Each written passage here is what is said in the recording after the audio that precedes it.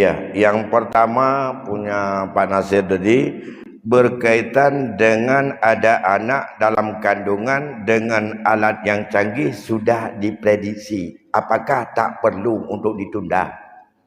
Nah, jawabannya ia tetap ditunda. Prediksi bukanlah sesuatu ilmu yakin. Walaupun dengan alat deteksi yang begitu canggih, tapi juga pernah meleset. Yang tidak pasti, itu masih prediksi dengan ilmu. Yang kedua, resiko tadi.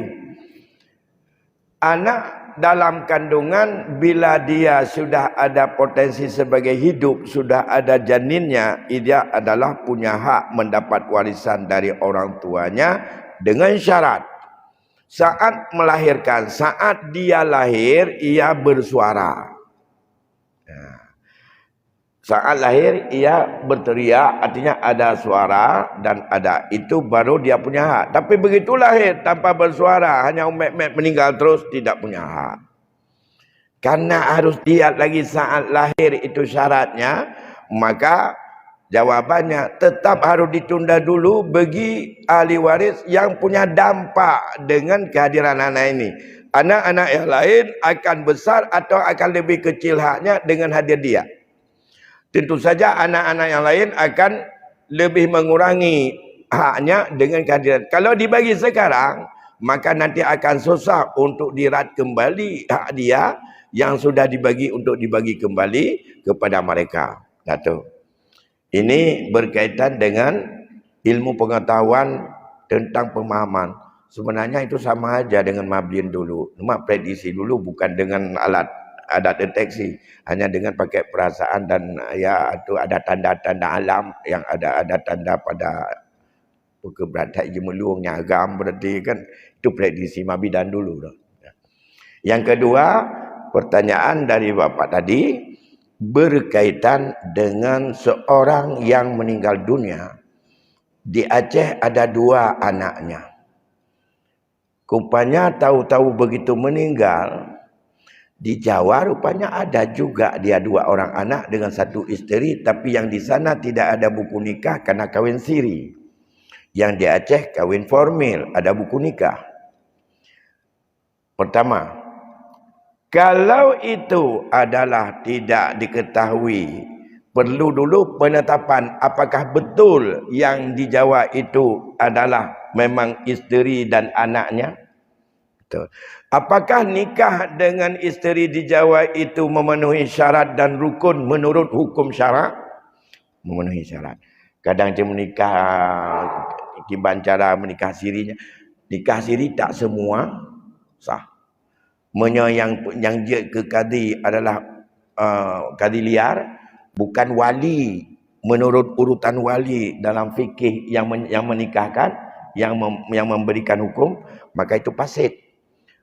Fasid, mereka bukan anak, tapi anak-anak di luar nikah.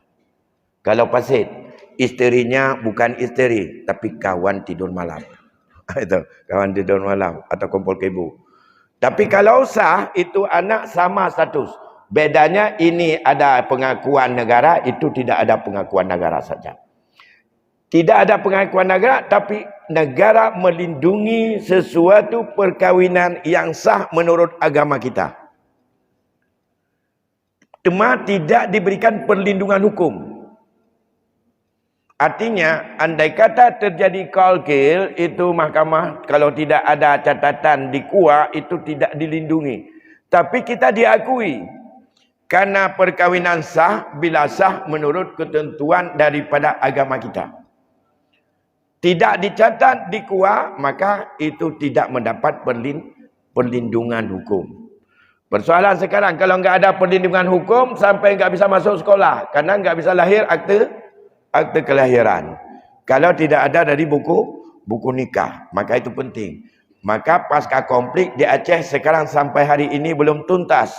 Yang harus untuk ditangani berkaitan dengan isbat nikah. Karena dulu enggak pakai kadi ini, ada kadi lain. Maka tidak ada catatan di KUA. Maka saat itu sekarang harus ada isbat nikah. Isbat nikah, anak ini enggak korban. Walaupun ini tetap bisa masuk sekolah. Nah, oleh kerana demikian, secara hukum syarak, bila pernikahan ditanya sah dan tidak ada khilaf, karena dinikahkan oleh wali, ada 2 saksi dan juga syarat darah baru dan lintuhnya itu adalah bukan muhrim dan mereka itu sah nikah, maka sama hukum. Dia meninggalkan 4 orang anak, 2 isteri. Kalau masih hidup isteri.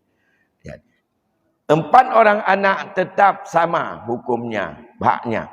Bila tidak mau diberikan oleh anak yang diaceh, berapa saja milik mereka menurut hakikat hukum itu adalah tidak halal dimakan dan itu sepotong api neraka oleh mereka. Misalnya ada wang sekarang 100 juta peninggalan orang tuanya.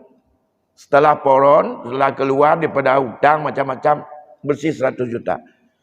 Milik dia anak di sana 2 anak 1 isteri, milik anak sini 2 anak 1 isteri. Milik awaknya taban, kadih tabah hinong tabah agam, ranu tabah hinong tabah agam. Nyan hakikat ji, harta itu adalah 50 juta hak keluarga je, 50 juta hak keluarganya secara umum. Walaupun kita bagi secara hak masing-masing sudah seperti itu. Hari pi kedih membacut pi. Awaknya nampak minta perlindungan hukum. Ijabat dengku kepegang hukum tagat. Pemaksaan tak ada. Email Pak Mahkamah untuk dalam hukum perdata tidak dilindungi karena tidak ada buku nikah. Lantas keluarga yang di Aceh yang nak buku nikah utama ambil sertuh betina betajuk. Jut secara paksa dan ulama nak tahu mai budi rumah dia. Kecuali tamula salah. Email lah hukum dah untuk kena untuk penjara. Wajib je lah untuk. Oh ya ikah kon hana hak. Karena itulah nama tidak dilindungi oleh hukum.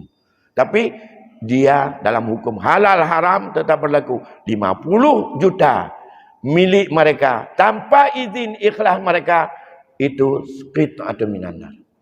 Sepotong api neraka. Mau ambil atau tidak. Nah, baik. Yang ketiga.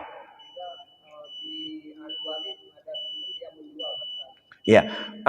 Seorang ahli waris di sini udah meninggal pewarisnya, lain mana-mana tinggal di Medan, di Jakarta, ijih yang nak tahu dengan harta, publau je betul-betul.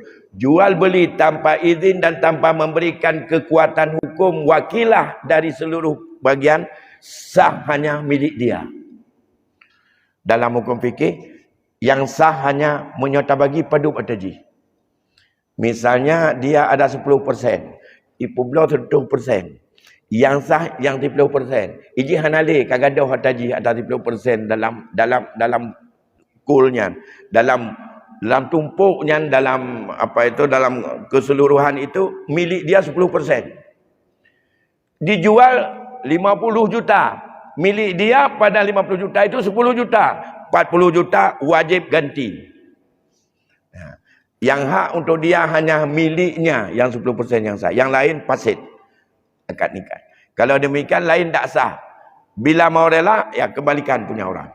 2. Yang ketiga, yang terakhir. Oh ya. Kalau tidak diserah terimakan di saat dibagi-bagi sebelumnya ada dikaitkan nanti setelah aku meninggal kamu ambil, itu adalah kembali harta itu jadi harta warisan. Hibahnya hibah fasid. Karena tidak diserahkan saat ia hidup. Sehingga wajib itu menjadi harta warisan kembali. Ada bapak terakhir? Yang tadi ya bapak ya? Ya. Tapi nanti yang bapak tanya tadi? Dia tak mau membagi. Istri tak mau membagi anak tadi. Betul. Karena sudah dia menganggap dia ambil alih. Itu kalau dia ngekang tidak bagi. Kalau dia memang isteri daripada seorang suami, anak itu bisa mengajukan untuk perlindungan hukum. Dan ia wajib bagi itu. Apalagi mau kahwin lagi dia nanti itu. Habis punya anaknya enggak tahu ke mana. Dan ia tidak sah menggunakan itu semuanya. Mau jual pun tidak sah, semua akan fasid. Akibat fasid, makannya padahal milik dari peninggalan orang tua, makannya sudah makan haram, kita enggak sah. Karena akibat dijual, ambil duit, beli roti enggak sah kita makan. Dan itu dengan uang yang fasid. Secara iman bermasalah sekali. InsyaAllah di lain kesempatan kita perpanjang pembahasan karena ini waktunya sudah masuk waktu Isya. Lebih kurang saya mohon maaf sampai di sini dulu. Hadanallahu wa iyyakum ajmain. Wallahu a'lamu bissawab. Wassalamualaikum warahmatullahi wabarakatuh.